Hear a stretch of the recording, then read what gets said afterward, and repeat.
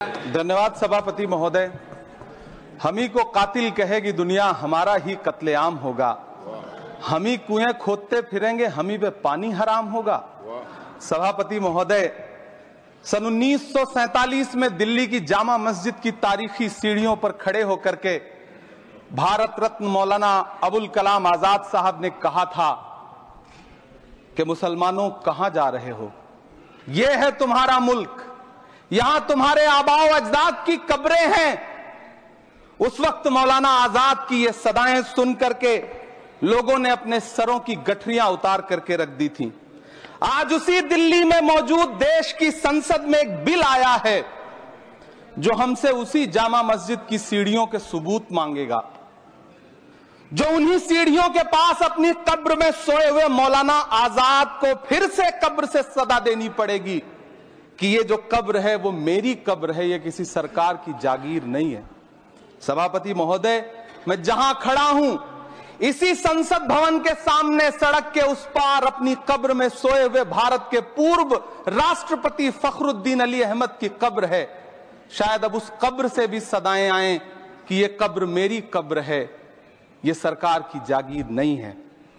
सभापति महोदय, मैं वक्फ कानूनों में किए जा रहे संविधान विरोधी बदलावों के खिलाफ बोलने के लिए खड़ा हुआ हूं। संविधान का आर्टिकल 14 हो, 29 हो, 30 हो, चीख चीख कर कहता है कि देश में सब बराबर के हकदार हैं। आर्टिकल 26 कहता है कि सबको अपने अपने मजहबी कामों के लिए मंदिर, मस्जिद, गिरजाघर, गुरुद्वारों का निर्माण करने का हक है और उसका रखरखाव का भी हक है।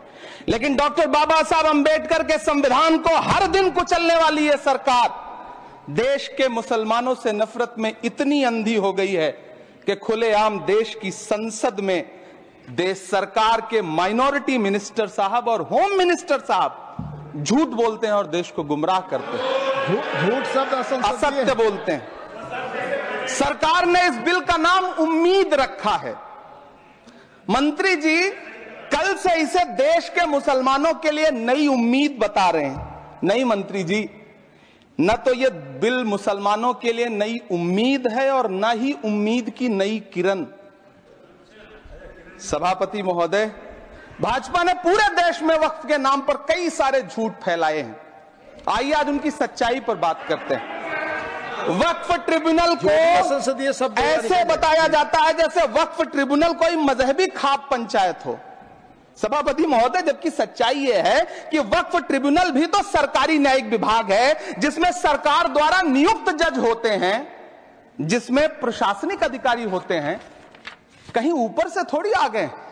सभापति महोदय, देश के गृह मंत्री जी ने इसी सदन में कहा कि वक्फ ट्रिब्यूनल के फैसले के खिलाफ कोई कोर्ट नहीं जा सकता, जबकि सच यह है कि वक्फ एक्ट 1995 की धारा 83(9) के तहत हाई कोर्ट वक्फ ट्रिब्यूनल के फैसले की न सिर्फ समीक्षा कर सकता है बल्कि उसे बदल भी सकता है। सच तो यह है कि वक्फ बोर्ड खुद अपनी जमीनों के लिए कई सारी कोर्ट में मुकदमे लड़ रहा है।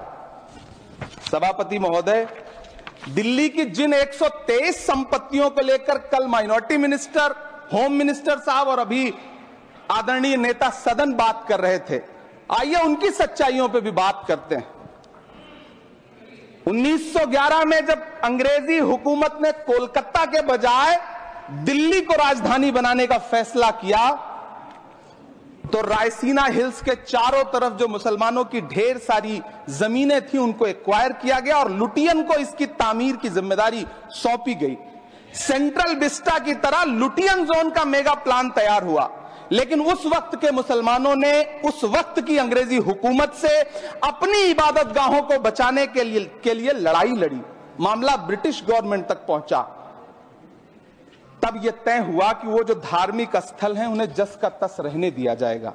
इंडिया गेट के बगल वाली मस्जिद हो, जाप्तागंज, सुनहरी बाग मस्जिद हो, पार्लियामेंट रोड वाली मस्जिद हो, ऐसी 123 संपत्तियों के मैनेजमेंट के लिए 1913 में मुसलमान वक्फ वैलिडेशन एक्ट बना और उसके बाद एक नया शहर बसाया गया जिसे लुटियंस जोन का नाम दिया गया। फिर 1943-45 के बीच एक और समझौता हुआ। आजादी से पहले उसके तहत काफी सारी वक्फ जायदादों को सुन्नी मजलिस औकाफ बनाकर उसके अंडर किया गया ताकि उसकी देखरेख की जा सके। गृह मंत्री जी 2 दिन से सदन में जो बात कह रहे हैं वो दरअसल 123 संपत्तियां उसी सुन्नी मजलिस औकाफ के तहत आती है। सभापति महोदय, आजाद भारत आजाद हुआ। आजादी के बाद भारत में 1954 में वक्फ एक्ट लागू हुआ, जिसकी धारा 9 के तहत 1964 में केंद्रीय वक्फ काउंसिल का गठन हुआ। दिल्ली की वही 123 प्रॉपर्टीज को 1970 में सर्वे गजट करके गजट नोटिफाई किया गया। इसके निपटारे के लिए पूर्व प्रधानमंत्री इंदिरा जी के द्वारा 1974 में एक बर्नी कमेटी बनाई गई। बर्नी कमेटी ने 1976 में इन 123 संपत्तियों को दिल्ली वक्फ बोर्ड की संपत्ति होने की रिपोर्ट सौंपी। उस रिपोर्ट के आधार पर 1984 में कांग्रेस सरकार ने उन 123 प्रॉपर्टीज को दिल्ली वक्फ बोर्ड को सौंपने का फैसला किया, जिसके खिलाफ विश्व हिंदू परिषद कोर्ट गई। मामला 2011 तक पेंडिंग रहा। फिर 2011 में कोर्ट ने सरकार को आदेशित किया कि इसका निपटारा करो। तब 2013 में तत्कालीन यूपीए सरकार ने दिल्ली की उन्हीं 123 जायदादों को बर्नी कमेटी की सिफारिशों के मुताबिक वक्फ बोर्ड के हवाले किया। यही वो प्रॉपर्टीज हैं जिनके नाम से गृह मंत्री जी कल से कांग्रेस को कोस रहे हैं। फिर आई 2014 में भाजपा की सरकार, जो तब से इन जमीनों को हड़पने की साजिश कर रही है। जिस बिल को मुसलमानों के हुकूक की हिफाजत करने वाला बिल बताया जा रहा है, उसी को पेश करने के लिए और उस पर बात करने के लिए लोकसभा में भाजपा सरकार के पास एक भी मुस्लिम सांसद नहीं है। जिस वक्त, मैं लोकसभा कह रहा हूं, सुना करिए, जिस वक्फ बिल को मुस्लिम महिलाओं को हक दिलाने वाला बताया जा रहा है, उसे संसद में पेश करने वाली पार्टी के पास न तो राज्यसभा में, न लोकसभा में, न देश की किसी विधानसभा में एक भी मुस्लिम महिला सदस्य नहीं। कल किरण रिजिजू जी कह रहे थे कि रेलवे की जमीनें देश की जमीनें हैं, डिफेंस की जमीनें देश की जमीनें हैं। हां मंत्री जी, हैं, बिल्कुल हैं। ये जो वक्फ की जमीनें हैं, ये हमारे पुरखों ने धार्मिक कामों के लिए डोनेट किया है। तो हम भी तो इसी देश के नागरिक हैं, हम भी तो इसी देश के बेटे हैं, तो वक्फ की जमीनें भी तो इसी देश की जमीनें हैं। उनको पराया क्यों बोलते हैं आप? सभापति महोदय, अशफाकुल्लाह खान जब फैजाबाद की जेल में फांसी के फंदे पर झूल रहे थे, तो इसी देश की जमीन के लिए झूल रहे थे ना। सभापति महोदय, अंडमान की जेल में काला पानी की सजा काटकर अपनी जान देने वाले मौलाना फजले हक खैराबादी हो या शेर खान अफरीदी हो, वो भी तो इसी जमीन के लिए अपनी जान दे रहे थे ना। सभापति महोदय, पाकिस्तान के खिलाफ लड़ते हुए अपनी जान देने वाले महावीर चक्र विजेता ब्रिगेडियर उस्मान हो या पाकिस्तान के पैटर्न टैंक उड़ाने वाला परमवीर चक्र विजेता वीर अब्दुल हमीद हो, वो भी तो इसी जमीन के लिए अपनी जान दे रहा था ना। और मंत्री जी, मैं इस सदन में अलल ऐलान ये कहता हूं कि जब भी इस देश की जमीन को लहू की जरूरत होगी, आपसे 2 कदम आगे इमरान खड़ा मिलेगा। ये मैं आपसे यकीन दिलाते हुए कह रहा हूं। सभापति महोदय, मैं सरकार से कहना चाहता हूं, हमसे हमारी इबादत गाहें तो मत छीनिए ना, हमारे घरों पे बुलडोजर तो मत चलाइए ना, हमारी कब्रों में तो हमें सुकून से सोने दीजिए ना। सभापति महोदय, माइनॉरिटी मिनिस्ट्री का बजट कट करके, मुस्लिम बच्चों की स्कॉलरशिप बंद करके अब सरकार कह रही है कि हम वक्फ की आमदनी से गरीब मुसलमानों का भला करेंगे। गुजरात की बेटी बिल्किस के बलात्कारियों की रिहाई के बाद उन्हें माला पहनाने वाली लोगों के नेता ये कह रहे हैं कि यह बिल मुस्लिम महिलाओं को उनका हक दिलाएगा। धन्यवाद मोदी जी, क्या बढ़िया सौगातें मोदी दे रहे हैं आप। पहले हमें गुजराते मोदी दिया, आप सौगातें मोदी दे रहे हैं।